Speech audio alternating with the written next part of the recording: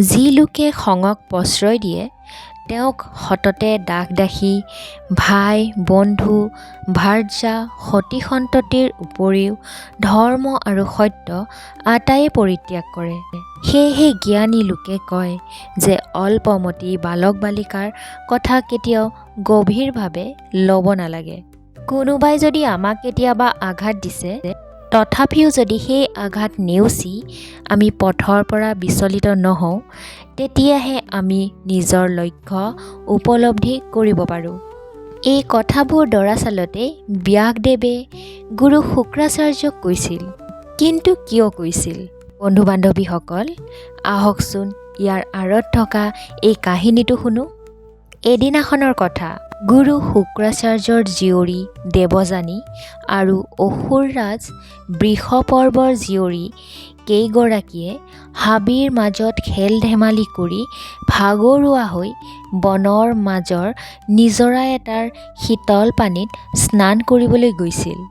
পানীত নমাৰ আগেয়ে আটাইয়ে নিজৰ নিজৰ গাৰ বস্ত্ৰ আৰু ভূষণবোৰ পাৰত সুলকাই থৈছিল। তেওঁলোক সকলোৱে আপোন পাহৰা হৈ নিজৰাৰ পানীত গা ধুই থাকোঁতেই এজাক কোবাল বতাহ আহি তেওঁলোকৰ ভাগে ভাগে থোৱা কানি কাপোৰবোৰ থুপুৰি কৰি একে ঠাইতে দমাই থৈ গ'ল। যেতিয়া গা ধুই পাৰলৈ উঠি আহিলে তেতিয়া দেখা পালে যে পিন্ধিবলৈ থৈ যোৱা কাপোৰ কানিবোৰ গোটেই খেলি মেলি হৈ আছে। এনেতে খৰধৰ কৰি অসুৰৰাজৰ জীয়ৰী ৰাজকন্যা শৰ্মিষ্ঠাই ভুলতে শুক্ৰাচাৰ্যৰ জীয়ৰী দেৱযানীৰ কাপোৰ সাজকে পিন্ধি ল'লে। তাকে দেখি দেৱযানীৰ খং উঠিল। শিষ্যৰ কন্যা এজনীয়ে গুৰুকন্যাৰ বস্ত্ৰ পৰিধান কৰাটো অনুচিত হোৱা বুলি দেৱযানীয়ে শৰ্মিষ্ঠাক সামান্যভাৱে উপলুঙা কৰিলে। দেৱযানীয়ে শৰ্মিষ্ঠাক কথাখিনি অলপমান ঠাট্টাৰ সুৰত কৈছিল। সেই দেখি ৰাজকুমাৰী শৰ্মিষ্ঠাৰ বৰ খং উঠিছিল। তেওঁ কঠুৱা মাতেৰে দেৱযানীক ক'লে, "কি ক'লা? তোমাৰ পিতাই নিতৌ মোৰ পিতৃ মহাৰাজৰ আগত মোৰ দোৱাইহি বুলি তুমি হ'বলা নাজানা? তুমি মোৰ পিতৃৰ দান বৰঙণিৰে চলা এজন ভিক্ষাৰীৰ কন্যা নহয়নে? তুমি পাহৰি গৈছা নেকি? মই হ'লোঁ ৰাজকন্যা। আমি গৰ্বৰে দান দক্ষিণা কৰোঁ, আনহাতে ভিক্ষা খোজা আৰু দান দক্ষিণা লোৱা বংশত তোমাৰ জন্ম। তুমি মোক এনে কটু কথা শুনাবলৈ ক'ত সাহস পালা?" দেৱযানীক এনেদৰে কোৱাৰ পাছত শৰ্মিষ্ঠাৰ খঙৰ কোব আৰু বাঢ়িল। খঙৰ কোবত ৰ'ব নোৱাৰি তেওঁ দেৱযানীৰ গালত এটা পূৰ্ণহতীয়া চৰ শুধালে। সিমানতো শান্ত নাথাকি শৰ্মিষ্ঠাই দেৱযানীক গতা মাৰি কুঁৱা এটাত পেলাই দিলে। দেৱযানী তাতেই মৰিল বুলি ভাবি ৰাজকন্যাহঁত ৰাজপ্ৰসাদলৈ উলটি গ'ল। পিছে দেৱযানীৰ ভাগ্য ভাল আছিল যে সেই কুঁৱাটো সম্পূৰ্ণভাৱে শুকান কুঁৱা আছিল। তাত পানী এটুপিও নাছিল। গতিকে তাত পৰি দেৱযানীৰ মৃত্যু নহয়। পিছে দেৱযানীয়ে কুঁৱাৰ থিয় দেৱাল বগাই পাৰলৈ উঠি আহিব নোৱাৰি মনৰ দুখতে তাতেই পৰি থাকিল। এনেতে দৈৱক্ৰমে ভৰত বংশৰ মহাপ্ৰতাপী সম্ৰাট যযাতি অৰণ্যত মৃগয়া কৰিবলৈ আহিছিল। চিকাৰ কৰি ফুৰোঁতে তেওঁ পিয়াহত আতুৰ হ'ল। পানী বিচাৰি ফুৰোঁতে তেওঁ সেই কুঁৱাটো দেখিবলৈ পালে। কুঁৱাৰ পানী খাই তৃষ্ণা নিবাৰণ কৰোঁ বুলি কুঁৱাৰ ভিতৰলৈ জুমি চাই তেওঁ উজ্জ্বল কিবা এটা দেখা যেন পালে। তেওঁ ভালকৈ চাই দেখিলে যে সেই কুঁৱাটোৰ ভিতৰত দীপলীপ কন্যা এজনী সোমাই আছে। ৰজা যযাতিয়ে এনে অৱস্থাত ছোৱালীজনীক দেখি হতভম্ব হ'ল। তাৰ পিছত তেওঁ সেই কন্যাগৰাকীক সুধিলে, "হে সুন্দৰী কন্যা, তোমাৰ কাণত সোণৰ কাণফুলি, ৰঙেৰে বোলোৱা নখ, তুমি কোন? তোমাৰ পিতৃ কোন? তোমাৰ বংশগোষ্ঠীৰ পৰিচয় কি? এই কুঁৱাটোত তুমি কেনেকৈ পৰিলা? তেতিয়া দেৱযানীয়েও ৰজা যযাতিক উত্তৰ দিলে যে মই শুক্ৰাচাৰ্যৰ কন্যা। মই এই কুৱাটোৰ ভিতৰত পৰি আছোঁ বুলি মোৰ পিতায়ে নেজানে। অনুগ্ৰহ কৰি আপুনি মোক পাৰলৈ তুলি দিয়ক। এই বুলি তেওঁ থিয় হৈ হাত দুখন ওপৰলৈ তুলি দিলে। যযাতিয়ে দেৱযানীক হাতত ধৰি ওপৰলৈ তুলি আনিলে। কুৱাৰ ভিতৰৰ পৰা তুলি আনি যযাতিয়ে ক'লে যে দেৱযানী, তুমি তোমাৰ ৰাজধানীলৈ উভতি যোৱা।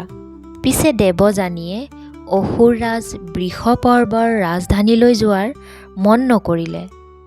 দেৱযানীৰ মনলৈ বাৰে বাৰে শৰ্মিষ্ঠাৰ কথা মনত পৰি তেওঁৰ মনত এনে সংশয় জন্মিল যে তাত তেওঁ মুঠেও নিৰাপদ নহয়। সেয়েহে দেৱযানীয়ে যযাতিক ক'লে যে আপুনি এগৰাকী ব্ৰাহ্মণ কন্যাৰ হাতত ধৰিছে। নিয়মমতে আপুনি তেওঁক গ্ৰহণ কৰিব লাগে। গতিকে আপুনি মোক বিয়া কৰাওক। আপোনাক দেখি মোৰ ধাৰণা হৈছে যে আপুনি মোৰ পতি হোৱাৰ যোগ্য পুৰুষ। দেৱযানীৰ এনে কথাত আচৰিত হৈ যযাতিয়ে উত্তৰ দিলে, হে সুন্দৰী, মই হ'লোঁ ক্ষত্ৰিয়, তুমি ব্ৰাহ্মণ কন্যা। তোমাক মই কেনেকৈ বিয়া কৰাব পাৰোঁ? এয়া অসম্ভৱ। যি শুক্ৰাচাৰ্যৰ ত্ৰিভুৱনৰ গুৰু হোৱাৰ যোগ্য, তেওঁৰ কন্যা হৈ তুমি মোৰ নিচিনা এজন ক্ষত্ৰিয়ৰ পত্নী হোৱাৰ কথা ভাবিলা কেনেকৈ? হে শ্ৰদ্ধাৰ ব্ৰাহ্মণ কন্যা, তুমি ঘৰলৈ উলটি যোৱাগৈ। এই বুলি কৈ যযাতি নিজ ৰাজ্য অভিমুখে ৰাওনা হ'ল। দৰাচলতে পুৰণি সামাজিক ৰীতি নীতি পৰম্পৰা অনুযায়ী ক্ষত্ৰিয় কন্যাই ব্ৰাহ্মণ এজনক বিয়া কৰাব পাৰে, কিন্তু ব্ৰাহ্মণ কন্যাই ক্ষত্ৰিয় কুমাৰক বিয়া কৰোৱাটো শাস্ত্ৰ বিৰুদ্ধ বুলি কোৱা হৈছে। কাৰণটো হ'ল যে নাৰীৰ সামাজিক মৰ্যাদা অটুট ৰখাৰ বাবেই সেই প্ৰথা পূৰ্বৰ পৰাই প্ৰচলিত হৈ আছিল। শাস্ত্ৰৰ মতে কোৱা হয় যে আগৰ দিনত উচ্চ বৰ্ণৰ লোকক বিয়া কৰোৱাৰ ব্যৱস্থাটো বৈধ আছিল, আনহাতে নিম্ন জাতৰ লোকক বিয়া কৰোৱাটো শাস্ত্ৰ বিৰুদ্ধ বুলি গণ্য কৰা হৈছিল। এইফালে আকৌ দেৱযানীৰ ঘৰলৈ উলটি যাবলৈ একেবাৰে মন নাছিল। আকাশ পাতাল ভাবি তেওঁ অৰণ্যৰ গছ এজোপাৰ তলত বৰ দুখ মনেৰে বহি আছিল। কন্যা দেৱযানী শুক্ৰাচাৰ্যৰ বৰ মৰমৰ আছিল। তেওঁ নিজৰ প্ৰাণতকৈও জীয়েকক বেছি ভাল পাইছিল। সেইদিনা সন্ধিয়া লাগিল, অথচ লগ সমনীয়াৰ সৈতে খেলিবলৈ আবেলিতে ওলাই যোৱা কন্যা ঘৰলৈ ঘূৰি অহা নাই। এইদৰে বাট চাই চাই তেওঁ নিৰাশ হ'ল। অৱশেষত তেওঁ দাসী এজনীক মাতি আনি জীয়েকক বিচাৰি যাবলৈ ক'লে। পিছে গুৰু শুক্ৰাচাৰ্যৰ জীয়ৰী দেৱযানীক বিচাৰি দাসীগৰাকী হাইৰাণ হ'ল। গুৰুকন্যাৰ কোনো সংসূত্ৰই নাই। উলটি আহিবলৈ ওলাওঁতেই ভাগ্যে যেনিবা তেওঁ দেৱযানীক এজোপা গছৰ তলত দেখা পালে। খঙে বেজাৰে চকু ৰঙা পৰা দেৱযানীৰ অধোমুখে গছ এজোপাৰ তলত বিমূৰ্ষ মনে বহি আছিল। তেওঁ দেৱযানীৰ কাষলৈ গৈ কিহৰ বেজাৰত তাত তেনেকৈ আমন জিমনকৈ বহি আছেহি দাসীগৰাকীয়ে গৈ সুধিলে। দেৱযানীয়ে উত্তৰ দিলে যে সখী, তুমি তুৰন্তে ঘৰলৈ ঘূৰি গৈ মোৰ পিতাক এই বুলি কোৱাগৈ যে মই বৃষপৰ্ব ৰজাৰ নগৰত আৰু কোনোদিনে ভৰি নিদিওঁ। এই বুলি কৈ দেৱযানীয়ে সেই দাসীগৰাকীক পিতাকৰ ওচৰলৈ ঘূৰাই পঠিয়ালে।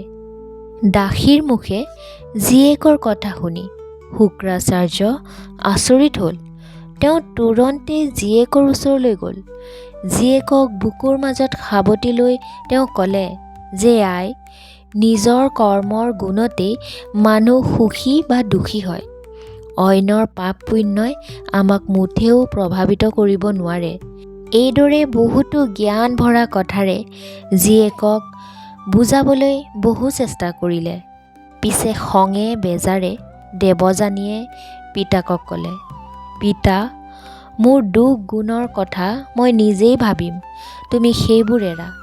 বৃষপৰ্বৰ দাম্ভিক জীয়ৰী শৰ্মিষ্ঠাই মোক দম্ভ মাৰি কি কৈছে সেয়া শুনা। তুমি হেনো ৰজাৰ গুণগান কৰা এজন সাধাৰণ মগনীয়া। ৰজাক তোষামোদ কৰি ভিক্ষাবৃত্তিৰে ঘৰ চলোৱা এজন ব্ৰহ্মচাৰীৰ কন্যা বুলি তাই মোক কৈছে। তাই মোক এনে কথা কোৱাটো সমীচীন হৈছে জানো? এনে উদ্ধত বচন বুলিও ক্ষান্ত নাথাকি তাই মোক চৰিয়াইছে আৰু ঢকিয়াই মোক ওচৰৰে শুকান কুঁৱা এটাত পেলাই দিছে। তাই মোক ইমান অপমান কৰাৰ পাছত মই তাইৰ পিতৃৰ ৰাজ্যত ক'তো থাকিব নোৱাৰোঁ। এই বুলি দেৱযানীয়ে পিতাকৰ বুকুৰ মাজত মুখখন ঢাকি কান্দিবলৈ ধৰিলে। এই সকলোবোৰ কথা গুৰু শুক্ৰাচাৰ্যই দেৱযানীৰ মুখৰ পৰা শুনাৰ পাছত তেওঁ গম্ভীৰ মাতেৰে ক'লে যে আই, তুমি মোৰ পুত্ৰী, তুমি ৰাজ দৰবাৰত ৰজাৰ প্ৰশস্তি গোৱা লোকৰ কন্যা নহয়। তোমাৰ এই পিতৃয়ে ৰজাৰ প্ৰশস্তি গাই জীৱিকা অৰ্জন নকৰে। তুমি এনে এজন পিতৃৰ কন্যা যাক সমস্ত জগতে শ্ৰদ্ধা ভক্তি কৰে। আনকি এই কথা দেৱৰাজ ইন্দ্ৰয়ো জানে।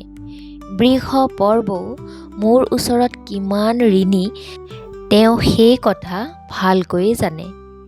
কোনো যোগ্য লোকে নিজৰ গুণগান কেতিয়াও নকৰে। ময়ো নিজৰ কথা আৰু বেছিকৈ নকওঁ। তুমি এতিয়া উঠা। তুমি বংশ গোষ্ঠীৰ বাবে সৌভাগ্য সুখ সমৃদ্ধি অনা নাৰীকুলৰ ৰত্ন। আই, ধৈৰ্যশীল হোৱা। এতিয়া ব'লা ঘৰলৈ যাওঁ।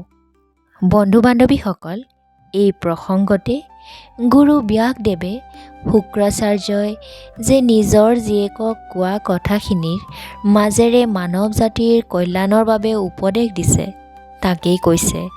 যেনে প্ৰতিবেশীৰ নিন্দা বা কুৎসা ৰটনাকো যি সহি থাকিব পাৰে তেৱেই জগত জিনিব পাৰে। শৃংখল নমনা ঘোঁৰাক বশ কৰাৰ নিচিনাকৈ যি নিজৰ খং ৰাগক নিয়ন্ত্ৰণ কৰিব পাৰে তেওঁহে ৰথী হয়।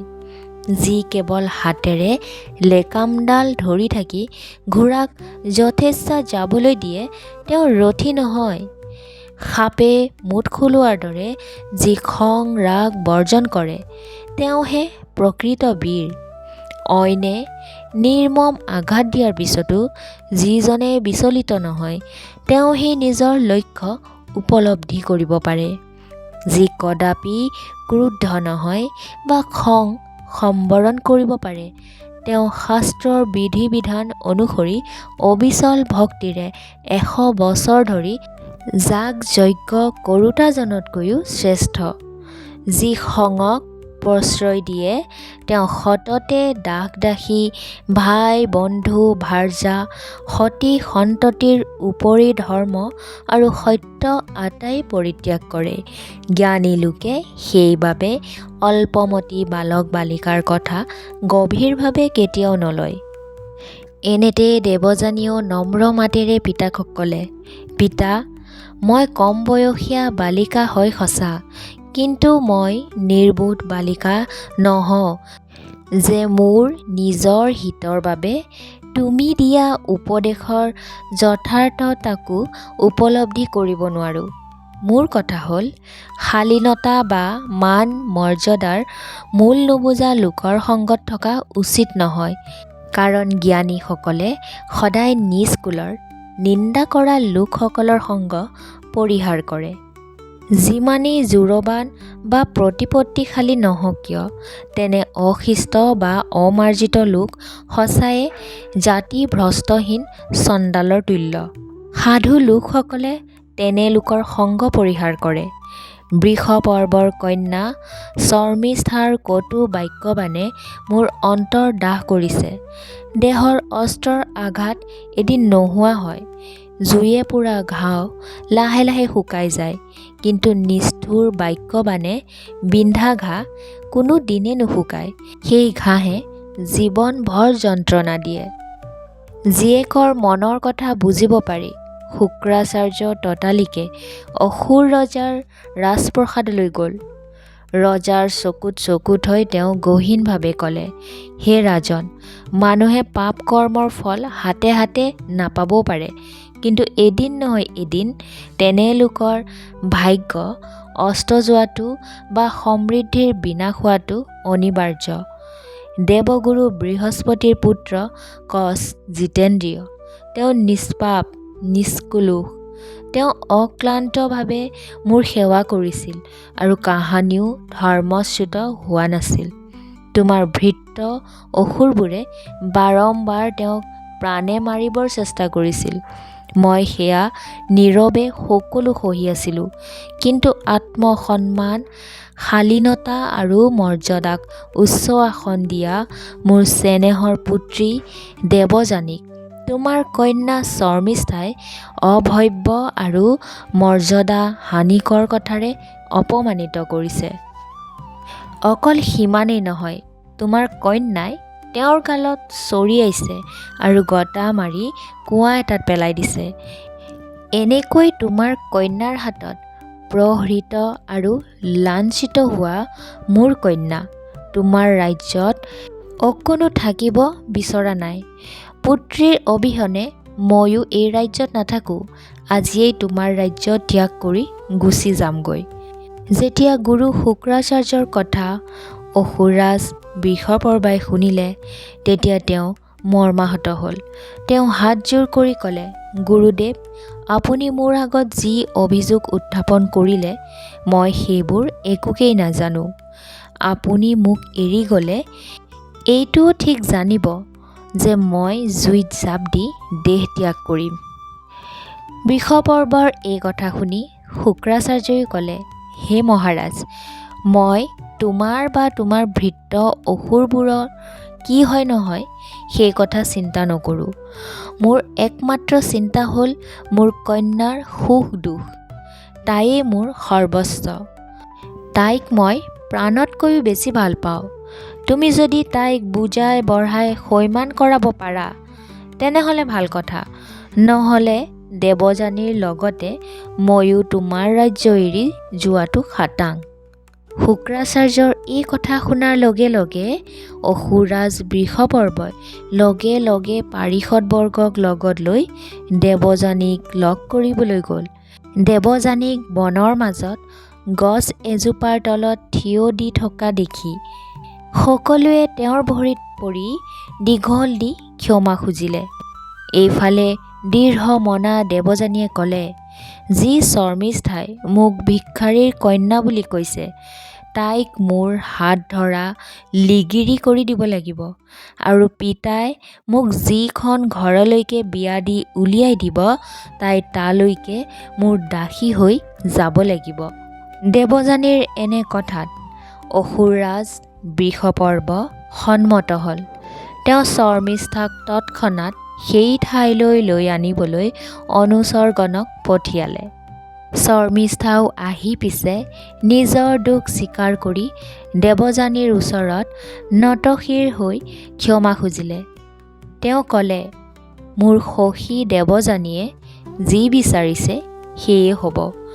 মোৰ ভুলৰ বাবে মোৰ পিতৃয়ে কুলগুৰুক হেৰুৱাব নালাগে। মই দেৱযানীৰ দাসী হ'বলৈ প্ৰস্তুত। শৰ্মিষ্ঠাই এনেদৰে কোৱাত দেৱযানী শান্ত হ'ল।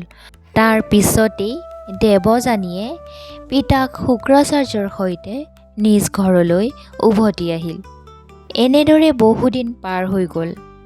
তাৰ পিছত এদিন হঠাতে দেৱযানীয়ে বনৰ মাজত ৰজা যযাতিক অকস্মাতে লগ পালে। সিদিনাও তেওঁ যযাতিক পুনৰ অনুৰোধ কৰিলে তেওঁক ভাৰ্যাৰূপে গ্ৰহণ কৰিবলৈ, কিয়নো ৰজাই তেওঁৰ সোঁ হাতত ধৰিছিল। যযাতিয়ে পুনৰাই আপত্তি কৰি ক'লে যে ৰীতি নীতি মতে তেওঁ ক্ষত্ৰিয় হৈ কোনো পধ্যে ব্ৰাহ্মণ কন্যাক বিয়া কৰাব নোৱাৰে। সেয়েহে এই বিষয়টো মীমাংসা কৰিব নোৱাৰি দুয়ো শুক্ৰাচাৰ্যৰ ওচৰ চাপিল। শুক্ৰাচাৰ্যই ভাবি চিন্তি সেই বিবাহত সন্মতি দিলে। এয়াই হৈছে প্ৰতিলোম বিবাহ পদ্ধতি, অৰ্থাৎ নিম্ন জাতৰ বিবাহ। এৰাব নোৱাৰা পৰিস্থিতিত তেনে প্ৰথাৰ প্ৰচলন হৈছিল। শাস্ত্ৰই শুদ্ধাশুদ্ধ বিচাৰ কৰি বৈধ অবৈধ নিৰূপণ কৰিলেও এবাৰ সম্পন্ন হৈ যোৱা বিবাহক অসিদ্ধ কৰিব পৰা নগৈছিল। এনেদৰে যযাতি আৰু দেৱযানীৰ সুকলমে বিয়া হৈ গ'ল। তাৰ পিছত দুয়ো বহুদিন সুখে সন্তোষে থাকিল। পূৰ্বৰ কথামতে শৰ্মিষ্ঠা দেৱযানীৰ দাসী হৈ আছিল। পিছে এদিন শৰ্মিষ্ঠায়ো যযাতিক অকলশৰে লগ ধৰি প্ৰেম নিবেদন কৰিলে আৰু তেওঁকো ভাৰ্যাৰূপে গ্ৰহণ কৰিবলৈ প্ৰাৰ্থনা কৰিলে। ৰজা যযাতিয়েও শৰ্মিষ্ঠাৰ মনৰ ইচ্ছা পূৰণ কৰিলে আৰু দেৱযানীৰ অজ্ঞাতে তেওঁকো বিয়া কৰালে। কিন্তু সেই কথা গোপন হৈয়ে থাকিল। শৰ্মিষ্ঠা আৰু যযাতিৰ বিয়াৰ কথা দেৱযানীৰ এদিন কাণত পৰিল। তেওঁ খঙত ৰ'ব নোৱাৰা হ'ল। লগে লগে তেওঁ পিতাকৰ ওচৰলৈ গৈ সকলো কথা বিৱৰি ক'লে। জীয়েকৰ এনে বেদনাদায়ক কাহিনী শুনি শুক্ৰাচাৰ্যৰো খং উঠিল। সেয়েহে তেওঁ যযাতিক অকাল বাৰ্ধক্যৰ অভিশাপ দিলে। এনেতে ভৰ যৌৱনকালতে যযাতিৰ জীৱনলৈ অকস্মাৎ বাৰ্ধক্য নামি অহাত তেওঁ দিগ্ভ্ৰান্ত হ'ল আৰু শুক্ৰাচাৰ্যৰ ওচৰত বিনয়েৰে ক্ষমা বিচাৰিলে। নিজৰ জীয়েক দেৱযানীক এদিন যযাতিয়ে কুঁৱাৰ পৰা তুলি প্ৰাণ বচোৱা কথাটো শুক্ৰাচাৰ্যৰ মনত আছিল। সেইবাবে যযাতিৰ প্ৰাৰ্থনাত তেওঁৰ অন্তৰ অলপ কোমলিল। সেয়েহে তেওঁ যযাতিক ক'লে, হে ৰাজন, তুমি যৌৱনৰ ঐশ্বৰ্য চিৰদিনৰ বাবে হেৰুৱালা। মোৰ অভিশাপ ঘূৰাই ল'ব নোৱাৰি। অৱশ্যে এটা উপায় নোহোৱা নহয়। কোনোবা ডেকা এজনে যদি তোমাৰ বাৰ্ধক্যৰ বোজা গ্ৰহণ কৰি তেওঁৰ যৌৱন তোমাক দান কৰিবলৈ সন্মত হয়, তেন্তে সেইটো কাৰ্যকৰী হ'ব। তেতিয়া তুমি তোমাৰ যৌৱন ঘূৰাই পাবা। ইয়াকে কৈ গুৰু শুক্ৰাচাৰ্যই যযাতিক আশীৰ্বাদ দিলে। বন্ধু বান্ধৱীসকল, এয়াই আছিল গুৰু শুক্ৰাচাৰ্যৰ জীয়ৰী দেৱযানীৰ কাহিনী। এই কাহিনীটো শুনি আপোনালোকৰ কেনেকুৱা লাগিল মতামত জনাবলৈ নাপাহৰিব। যদি কাহিনীটো ভাল লাগিছে তেনেহ'লে লগ বন্ধুৰ মাজত শ্বেয়াৰ কৰি দিব। কমেণ্টত জয় শ্ৰীকৃষ্ণ বুলি লিখিলেই হ'ব। আৰু মোৰ এই চেনেলটোলৈ যদি কোনোবা বন্ধু বান্ধৱী নতুনকৈ আহিছে তেনেহ'লে চেনেলটো ছাবস্ক্ৰাইব কৰি ৰাখিব। তেতিয়াহে এনেকুৱা ধৰণৰ কাহিনীবোৰ আপোনালোকে এই চেনেলটোৰ মাধ্যমেৰে শুনি থাকিবলৈ পাৰিব। তেনেহ'লে আজিলৈ আহিছোঁ। ধন্যবাদ। জয় শ্ৰীকৃষ্ণ।